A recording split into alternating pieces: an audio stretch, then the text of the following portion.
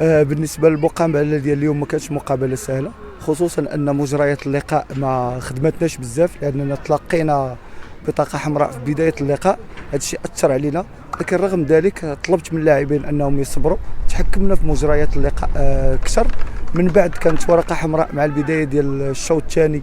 بالنسبه للفريق الخصم استطعنا اننا نسجلوا الهدف الاول، جاتنا ضربه جزاء ضيعناها، ولكن مع ذلك صبرنا بزاف في هذه المقابله اللي كان خصنا فيها 3 نقاط جايين من خساره من ضد كاك سبو.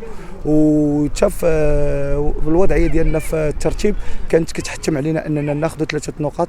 امرت اللاعبين انهم يصبروا اكثر، انهم يحافظوا على الهدوء ديالهم في خلال اللقاء، وجاب الله التيسير. استطعنا اننا نسجلوا الهدف اللي عطانا الفوز رغم اننا ضيعنا ضربه جزاء، ورغم ان الخصم في الاخر ضغط علينا بواحد الشكل كبير. استطعنا اننا نجريو القضيه، زدنا ان ديفونسور في الاخر باش نخرجوا المقابله ديالنا، والحمد لله جاب الله التيسير وكان 3 نقاط من صالحنا.